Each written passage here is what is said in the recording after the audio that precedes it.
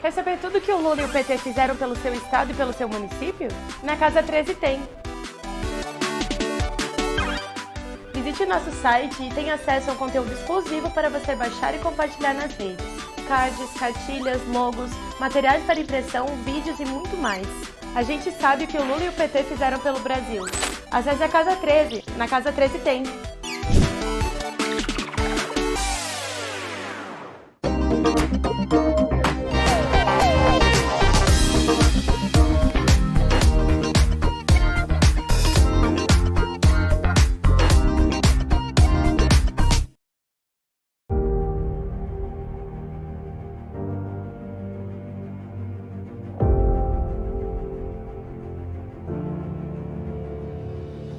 Eu tinha certeza que esse dia chegaria. A verdade prevaleceu. Não importa a situação, a gente sempre toma partido da verdade. Assim, pautamos e somos pautados pela voz das ruas e das redes. Estamos presentes nos momentos de luto e nos momentos de luta, sem deixar de transmitir a esperança. Esse sentimento que, apesar de qualquer análise, teima em tomar conta do coração dos brasileiros e das brasileiras. Daquelas que votam, das que se candidatam e das eleitas. Porque no Brasil da gente, todo mundo merece investimento. Para quem já é da casa, siga em sintonia com a gente. Para quem ainda não é, muito prazer. Fazemos parte da Rede Povo de Comunicação do PT. TV PT. Aqui brilha uma estrela.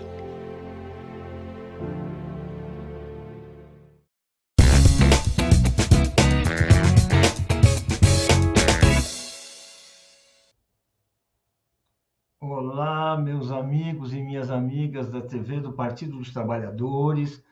Muita felicidade nesses dias, muita felicidade após a vitória do Luiz Inácio Lula da Silva.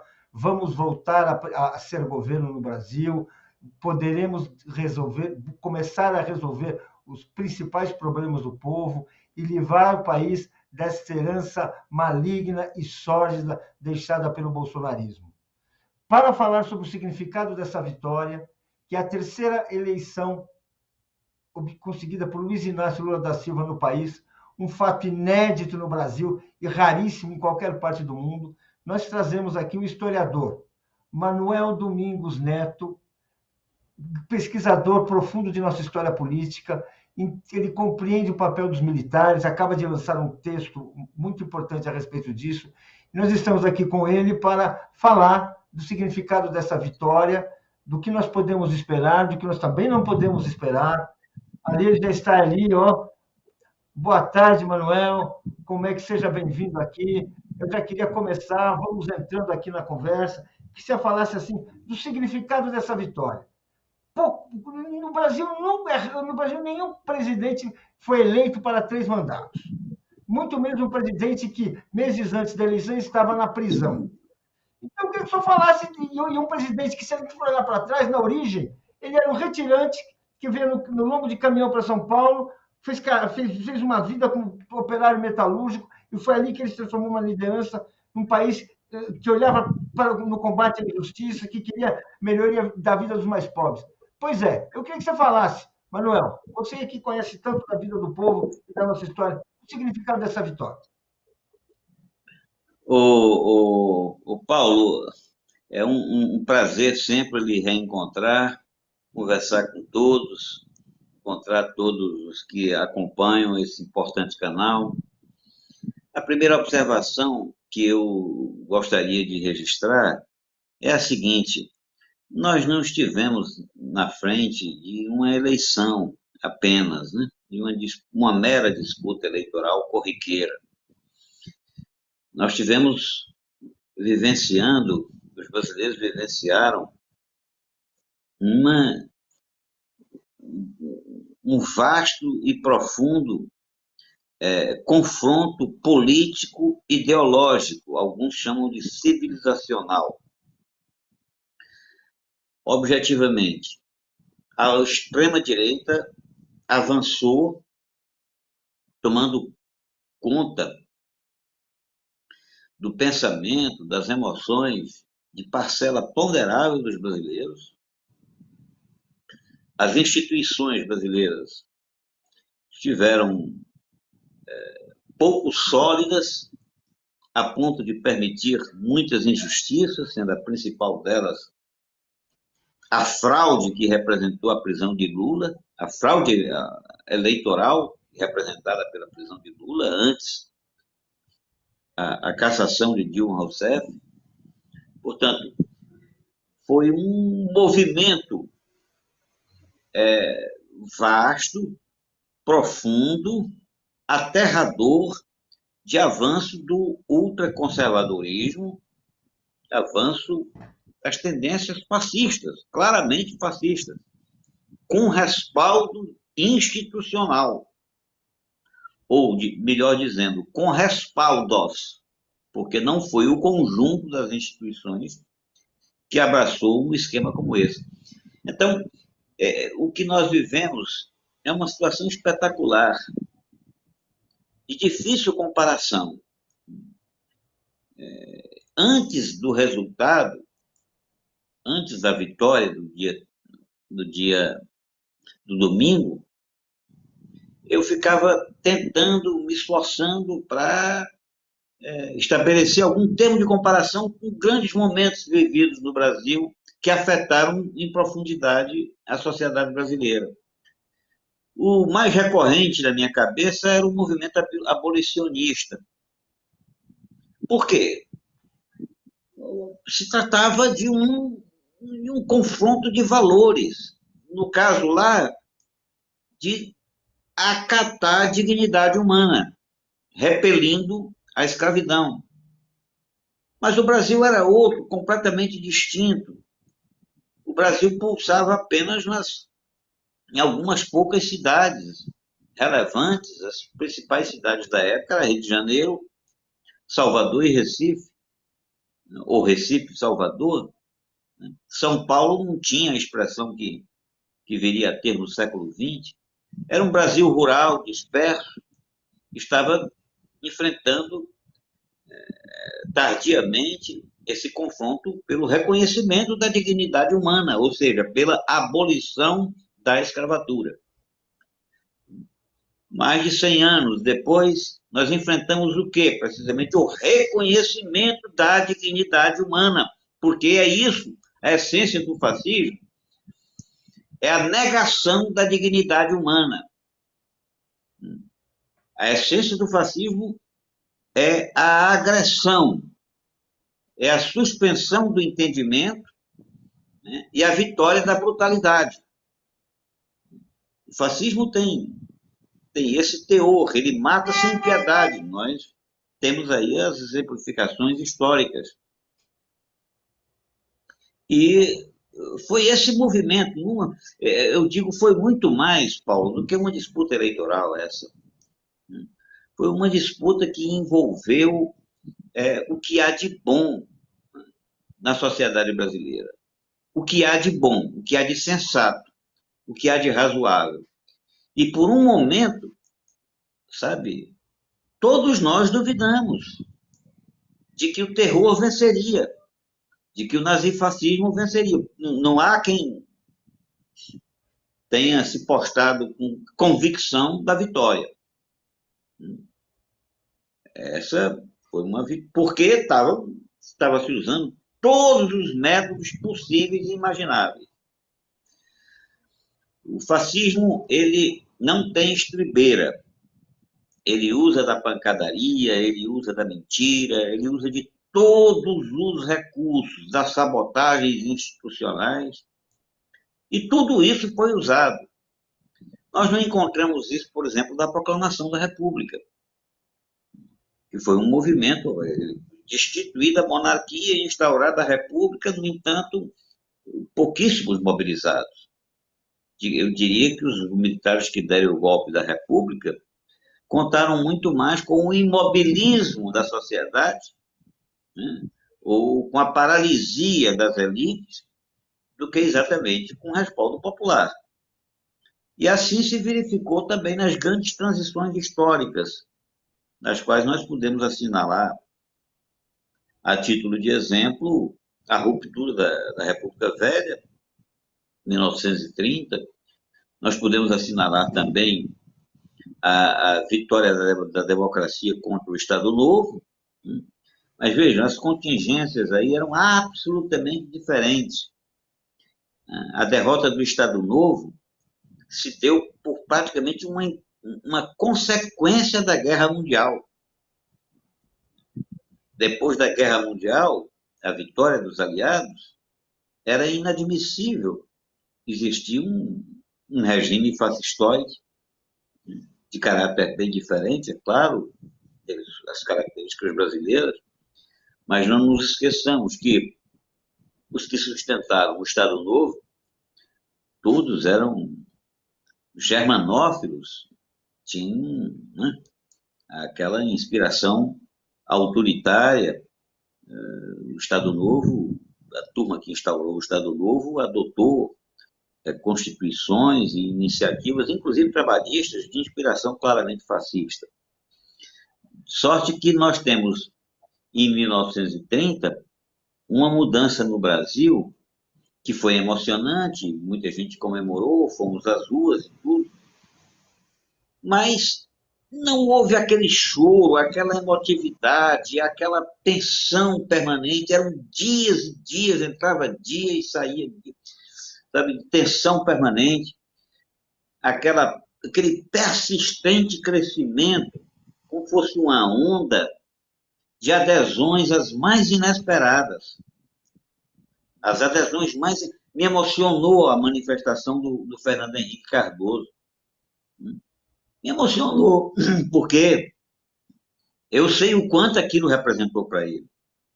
O Fernando Henrique, né, um neoliberal, um inimigo visceral da transformação do Brasil, chega a um ponto em que diz, não, aqui chegou no limite, agora é com Lula.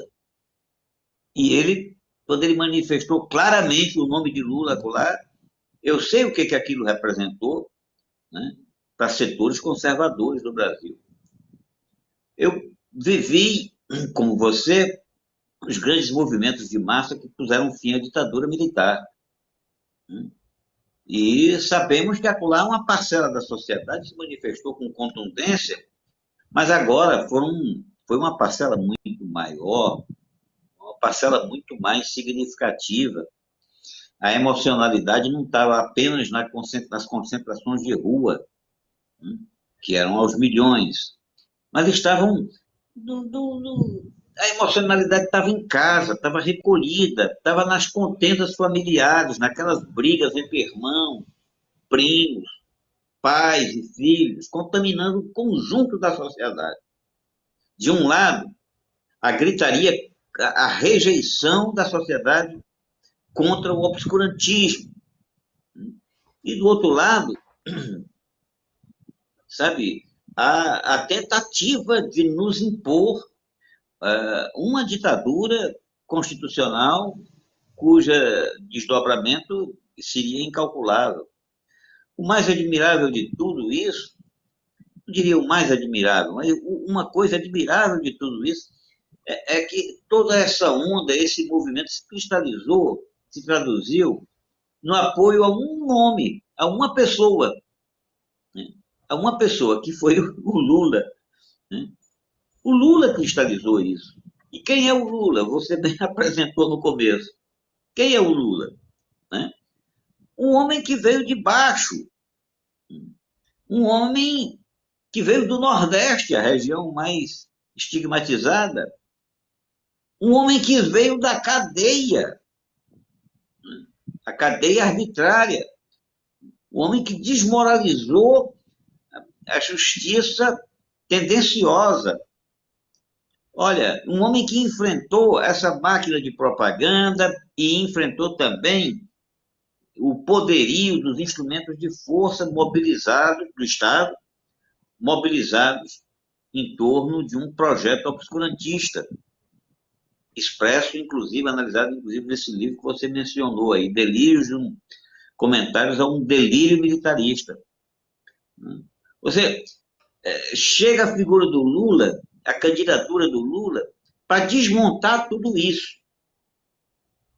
Eu não diria até, talvez eu tenha usado a palavra muito forte, para desmontar, não, porque não está desmontado, mas para enfrentar tudo isso. Sabe? Eu acho que para vencer esse ramo, exatamente. Essa etapa fundamental. É inimaginável o que aconteceria no Brasil e no mundo se Lula fosse derrotado. Sabe? É inimaginável. Imagine o estímulo que seria dado a todo esse negativismo que toma conta dos Estados Unidos, que toma conta da Europa. Imagine a confusão política e ideológica na América Latina, a instabilidade que prevaleceria a partir dessas atitudes provocadoras e anti-sul-americanas adotadas por Bolsonaro e por seus correligionários. Enfim, o alívio foi muito grande, a dimensão dessa vitória, Paulo, ela será medida com o tempo. Há sempre muita subjetividade quando a gente compara fatos históricos. É sempre um lado bastante subjetivo, né? Não dá para medir assim. Mas o tempo vai mostrar o risco que nós corremos. E eu diria também que a atualidade, os desafios presentes no governo, ao governo Lula, né, ou para o governo democrático, que assume lá logo daqui a pouco, eles já revelam a dimensão do drama enfrentado pela sociedade brasileira.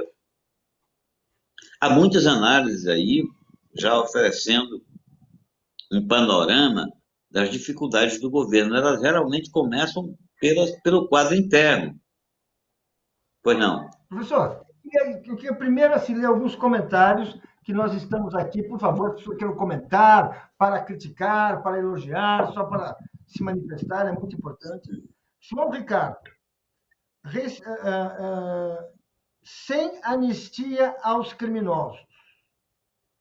Max Costa, o povo está interessado em política. Preparem-se. Ou seja, ele quer dizer, a situação mudou, a população está atenta a seus direitos.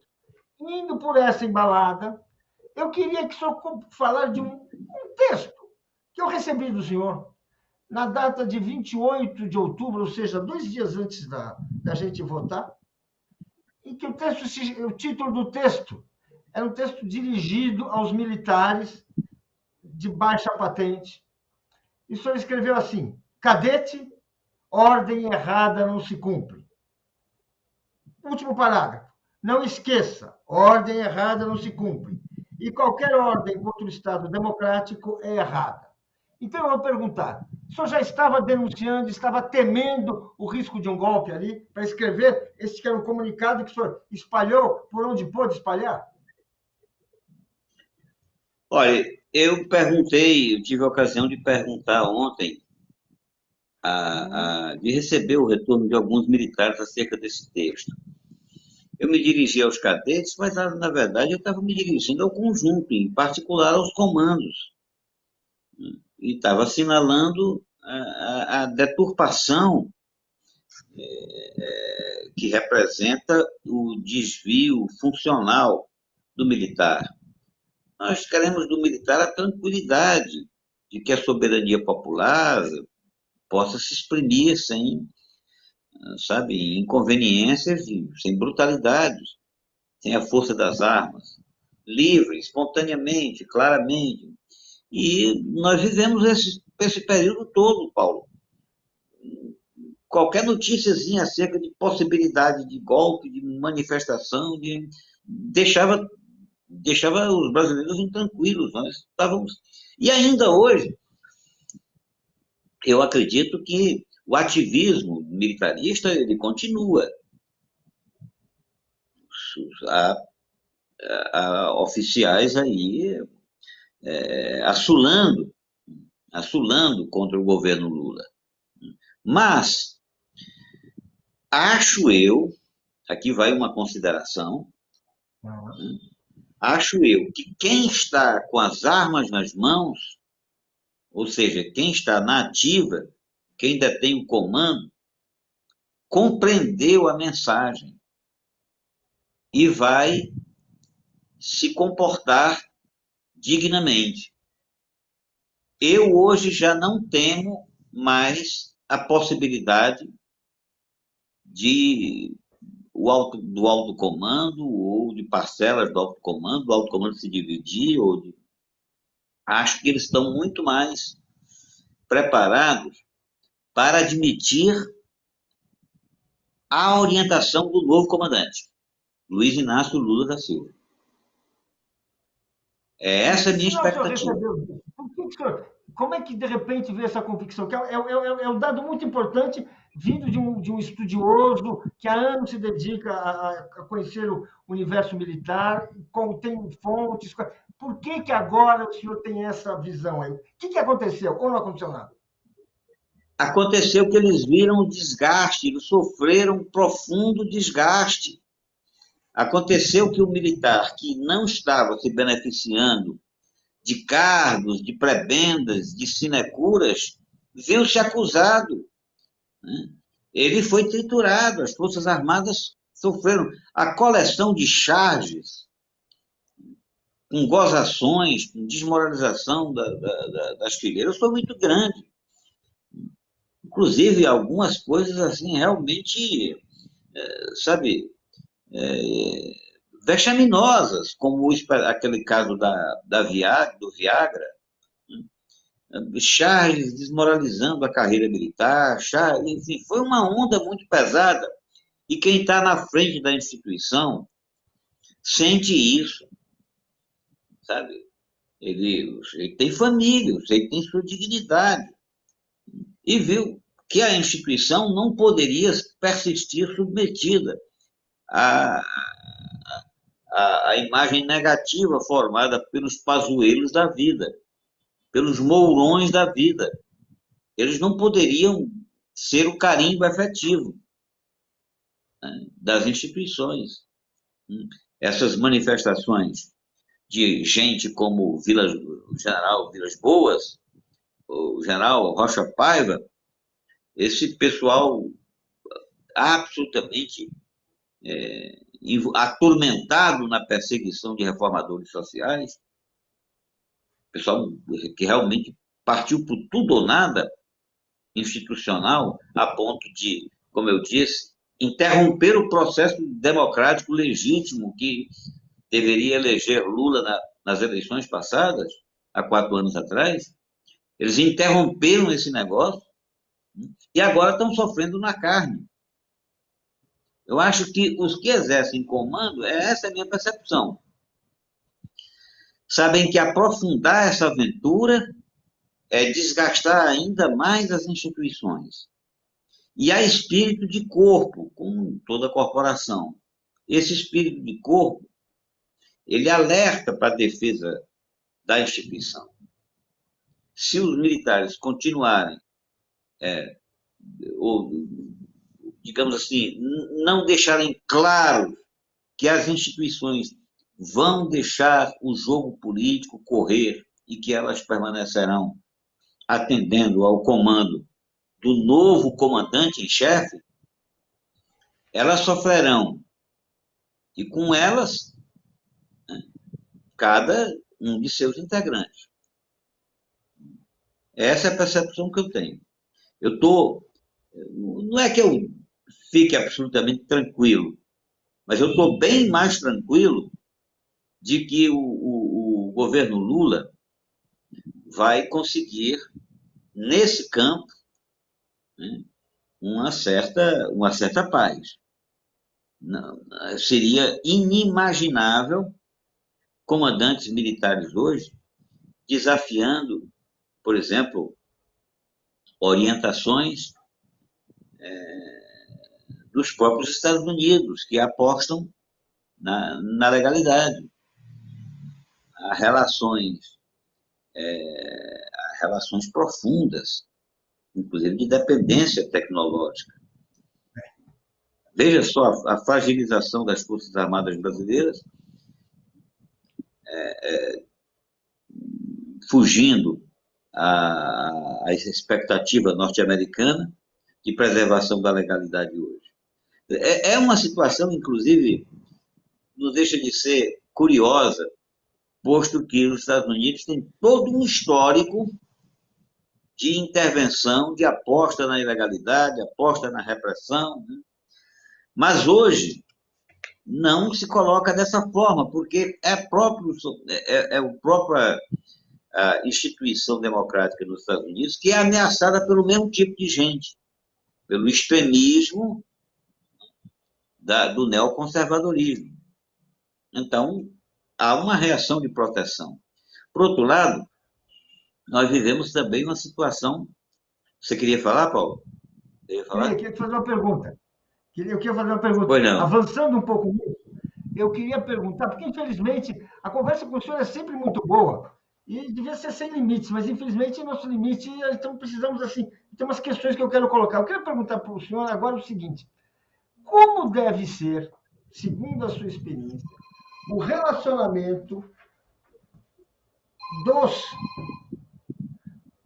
do governo Lula, daquele que foi se tornar ministro da Defesa, com os militares? Como devem ser as relações? Como que eles devem fazer? Porque agora estamos num quadro de transição, como a gente fala. Como é que deve ser? De que jeito?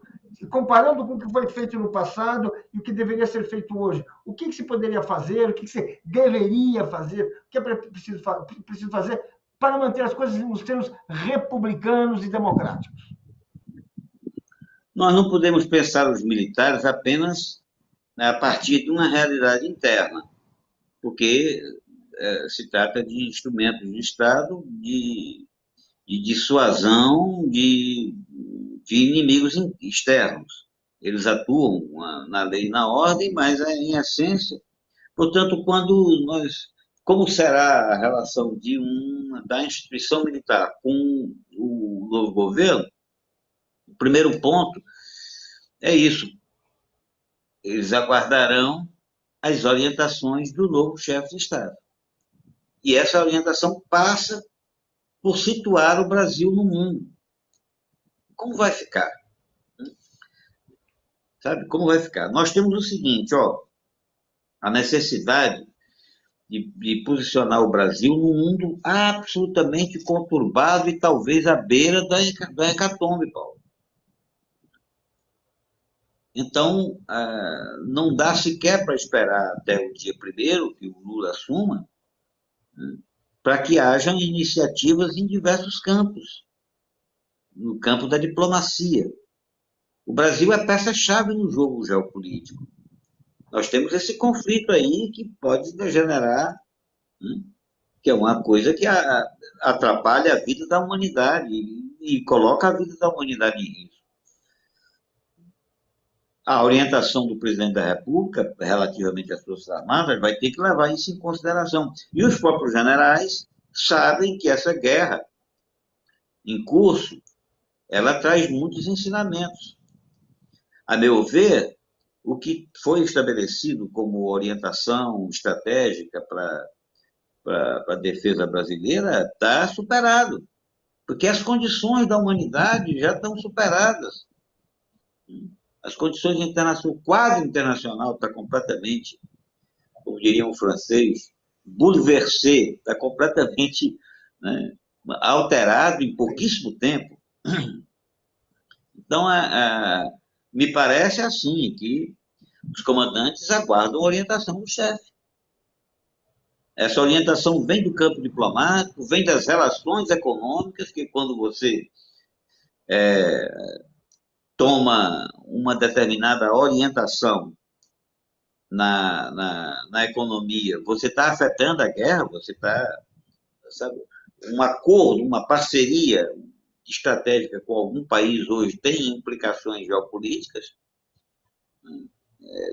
se reflete no conflito em andamento, e como será finalmente o posicionamento das Forças Armadas brasileiras diante desse conflito que está em andamento.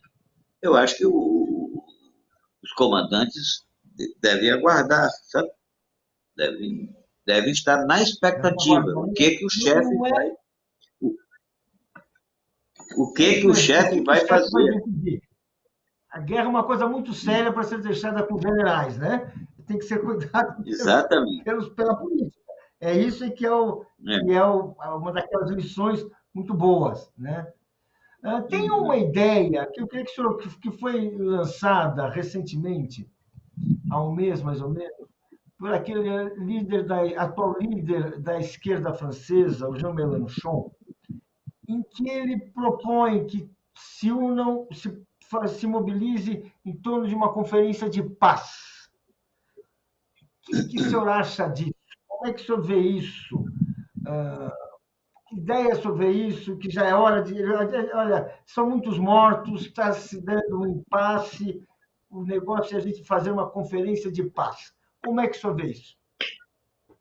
É fundamental que todos os esforços sejam feitos para a negociação. E o Brasil tem... ele pode atuar aí, tem 2 canais mais evidentes, né? Primeiro são os BRICS, depois a União do Continente. Né? Porque, veja, o Brasil é a voz dos BRICS. A atuação do Brasil nos BRICS, ela pode ser de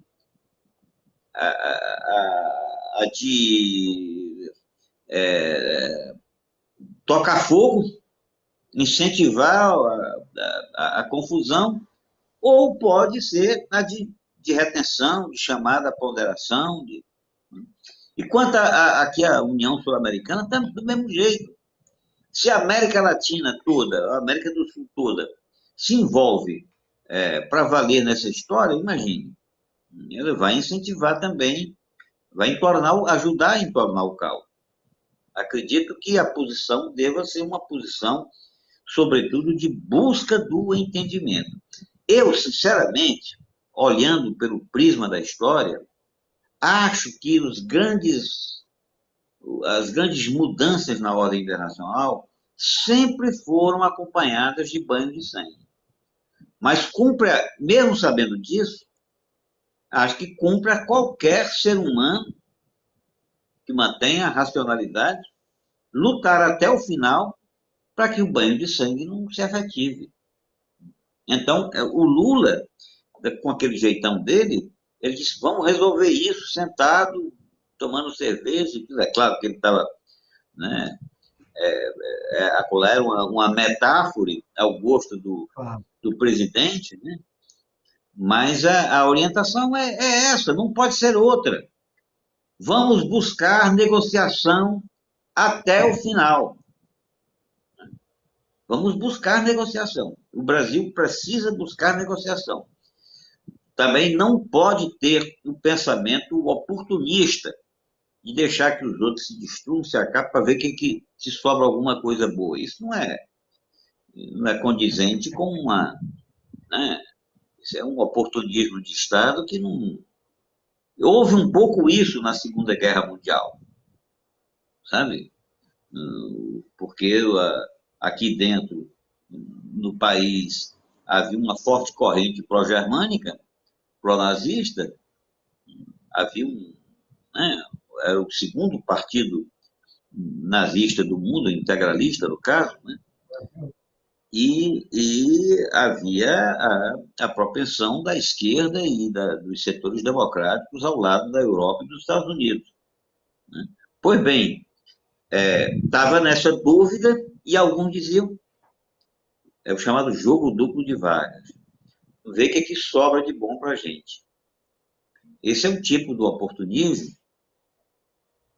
que não pode se efetivar agora quando está em curso a perda de vidas humanas. em massa, quando está em curso.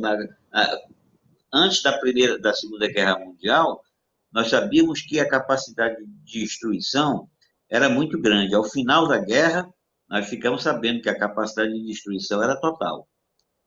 Agora, né, nós estamos aqui no século XXI e nós sabemos que a capacidade de liquidação do planeta, de destruição do planeta, é avantajada. Portanto, não dá para brincar com isso. O Brasil deve atuar buscando a conciliação, e esse jogo de conciliação não se resolve essencialmente no campo militar. Se tiver que ser resolvido, ele será resolvido na base da diplomacia, na base dos acordos, de parcerias estratégicas. Acho eu que não dá para evitar que o mundo seja multipolar, sabe? Multipolar, Paulo. É inconcebível. Multipolar é um mundo sem uma potência única. É isso.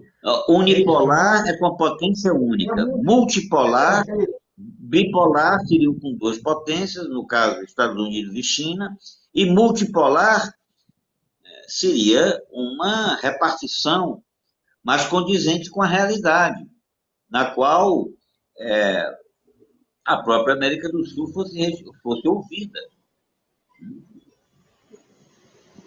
Talvez não por sua representatividade claramente militar, mas por sua potencialidade econômica, sabe, diplomática. Acho que também é o caso da África, é o caso da Europa, que todo mundo está em decadência, mas a Europa não deixa de constituir um polo. É um polo. Não sei qual é o destino da Europa. A Europa parece que está desvairada. O que acontece no Reino Unido é uma coisa de doido, sem encontrar rumo.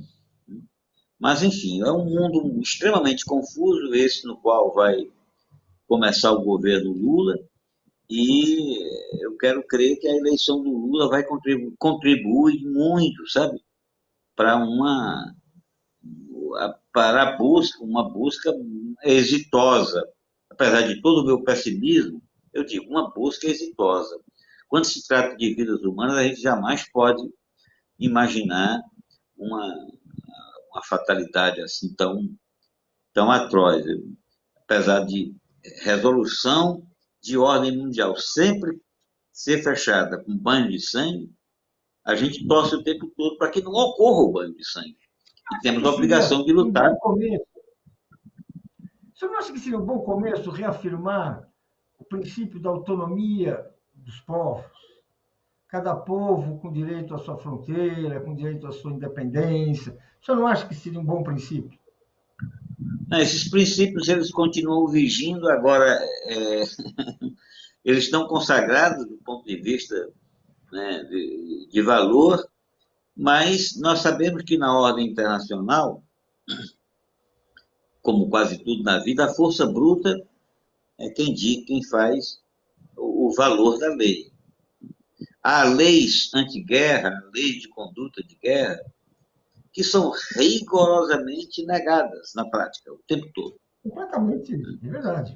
Eu acho que tem uma série de iniciativas aí, no campo dos acordos comerciais, que podem desestimular o uso intensivo feito hoje de sanções.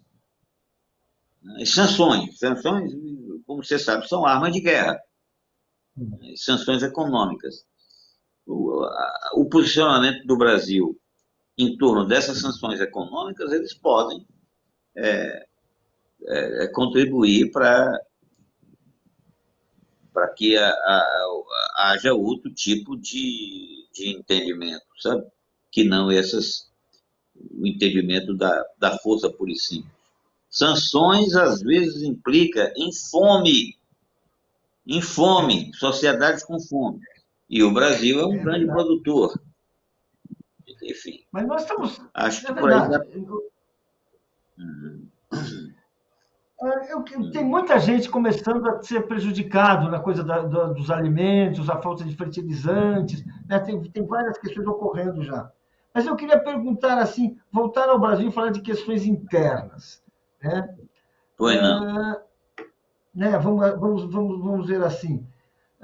O senhor acredita, com a sua experiência e tudo, que possa haver, assim, por exemplo, tem uma reação bolsonarista, uma reação ainda de tentar, desde já, pressionar o governo Lula, intimidar. Por exemplo, tem uma conversa tem gente falando em lockout, segunda-feira aqui em São Paulo, das empresas, para impedir, e diz assim, um textinho que diz assim, para impedir a instalação do comunismo. Você acredita nisso? O que é isso? Você, como historiador, que viu muita água passando por baixo dessa ponte, o que o senhor acha disso? São estertores de quem realmente perdeu a guerra e não sabe? Como é que é? Porque é uma coisa Acho que violenta. O que o senhor acha aí? eu vi a expressão round, o primeiro round foi as eleições, né? A primeira etapa. A etapa da governabilidade agora é a etapa que nós estamos vivendo, né? Agora, essa gente não vai se aquietar. Essa gente vai perturbar o tempo todo. Essa gente vai agitar, não se conforma. A histeria toma conta de parcelas importantes da sociedade brasileira, sabe? Mas eu não acredito que vá prevalecer, porque a maioria já se manifestou claramente pela democracia. A maioria está querendo melhor condição de vida. A maioria está querendo um rumo para o país. Portanto, esses bloqueios, essas confusões, essas celeumas, essas comoções artificiais, eu não acredito que isso possa prevalecer. Ontem mesmo eu estava conversando com um oficial e levantei a hipótese, né? Olha, digamos que algum bandido fascista provoque deliberadamente uma comoção. Como será a reação das Forças Armadas? A primeira coisa que, quer dizer, militar trabalha com hipótese o tempo todo, mas essa hipótese já se admirou. É possível isso? Não falo exatamente de lobo solitário, não, porque lobo solitário é aquele indivíduo que age sozinho, mas eu falo em termos de grupos que representem, que tenham alguma representatividade política, alguma articulação e provoquem deliberadamente uma comoção, né? Eu acho que será violentamente rechaçado pela sociedade brasileira, pelo conjunto, inclusive conservador, sabe, Paulo? É isso que a vitória de Lula representou. A vitória de Lula representou, é muito mais do que o PT. Às vezes, não sei nem se os meus companheiros, se os meus companheiros do PT têm a dimensão, né, da amplitude do movimento, do qual o PT é uma peça, né? A peça central é Lula. A peça central é Lula. Agora, por exemplo, esse negócio de exclusivismo partidário nesse momento seria o fim da picada. Está na hora de nós endossarmos a onda democrática, porque o que está em pauta no mundo é o avanço do nazifascismo. E nós temos nazifascismo no Brasil, nós temos a ultradireita no Brasil, nós temos também instituições contaminadas. Eu estou apostando no bom comportamento institucional, mas eu não estou negando que hajam instituições contaminadas. O Sérgio Moro é o emblema disso. O Dallagnol são emblemas, né?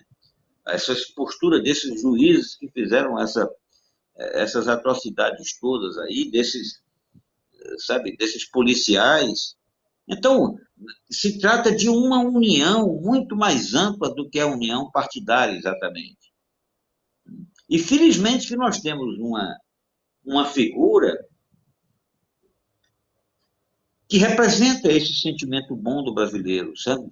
Essa tendência boa do brasileiro, que transcende largamente a militância partidária, né? Ou o alcance do discurso, eu diria até do discurso de esquerda. Rapaz, eu acho que essa costura, tem gente que fica hoje criticando o fato de que ex-golpistas estejam se aproximando e que possam até compor o governo. Mas, olha, nós temos com necessidade de governar, dar respostas concretas, auxílio emergencial daqui a pouco, não tem dinheiro. Nós estamos com necessidade de tomar iniciativas em todos os campos da vida nacional. E isso exige a persistente amplitude. Mas, por outro lado, aqui eu quero chamar a atenção para isso, Paulo. Na minha concepção, a esquerda não pode parar, não pode entregar o debate político-ideológico. Sabe? Acho que firmar posições, nesse momento, é importante. Nós vivemos, talvez, uma dessas etapas da humanidade em que, em pouco tempo, a cultura política se eleva, o aprendizado das massas, sabe, se amplia. Eu torço por isso. Aliás, eu acho que a eleição de Lula representou isso. Em curto espaço de tempo, nós conseguimos derrotar a onda da mentira, essa frenética onda de fake news e de roubalheira, de distorção. Nós enfrentamos e ganhamos. Nós enfrentamos e ganhamos isso. Não foi um partido, foi a parte boa da sociedade brasileira. Foi, mas há algumas questões que estão aí, que é a fome, que é a recuperação do emprego, que é a retomada do desenvolvimento, né? Que é a recuperação do poder de crescimento do Estado, de investimento do Estado. Aí eu acho que tem se abrir mão disso, que muitos aliados não querem, né? O risco é chegar no momento em que o governo não seja reconhecido por aqueles que o sustentaram. O senhor não acha? Tem razão, Paulo. Eu acho que a agenda é pesada demais. Está na hora, em qualquer passo que se dê, por exemplo, na proteção ambiental, né? Rapaz, está desfacelado, né? A proteção ambiental, os instrumentos são desfacelados. Essa história de enfrentamento do auxílio emergencial, o Marcelo Castro mostrou ontem, não tem dinheiro, simplesmente, né? E assim vai, sucessivamente, as obras paradas, é necessário obras para dar emprego para as pessoas, para movimentar a economia, né? É necessário uma recuperação urgente dos investimentos em ciência e tecnologia para garantir competitividade. Enfim, a agenda é pesada. Essa agenda precisa de unidade. Essa agenda é uma agenda nacional, na minha percepção. É preciso que a esquerda compreenda que se trata de uma agenda nacional. E, para isso, tem que costurar efetivamente um conjunto de forças, sem deixar de combater aqueles que quer dizer, há setores privatistas que votaram em Lula e vão querer, né? Os neoliberais aí estão presentes. Há setores reacionários ou setores de direita que votaram em Lula. Vão prevalecer? Vão prevalecer? Eu acho que precisam se dobrar a uma maioria consciente e mobilizada. Está na hora da sociedade se mobilizar. Os partidos políticos, acho que o PT em particular, tem a obrigação de se mobilizar, mobilizar o povo, persistir na mobilização do povo, porque veja, é uma luta de grandes dimensões. E apenas nesse movimento é que os setores sociais, acredito eu, vão ganhando objetivamente consciência. Ô Paulo, eu fico me perguntando, como nós, em tão pouco tempo, nós, sociedade brasileira, ganhamos ciência de coisas adormecidas antes. Não dávamos importância a determinadas lutas, como, por exemplo, o princípio republicano de isenção das instituições. Estávamos lá meio relaxados relativamente a isso. E com a prisão do Lula, nós sentimos a importância disso. A importância do juiz honesto, a importância, sabe, de instituições efetivamente funcionando. E como é que nós conseguimos isso? Só com pressão de massa, amigo. Só com pressão de massa, não é... Exatamente. Aquele momento em que a gente acreditou que os acordos resolviam, que as instituições funcionavam, levou a isso. Né? Quando acordamos, o Lula estava subindo no helicóptero, né? Vamos falar assim, ele estava indo celebrando para Curitiba, né? Ou seja, essa mobilização é o fundamental aqui e vai ser, por mais que as pessoas não queiram compreender, é a mobilização que vai resolver a parada. Você acha que é? Eu acho que sim, eu acho que...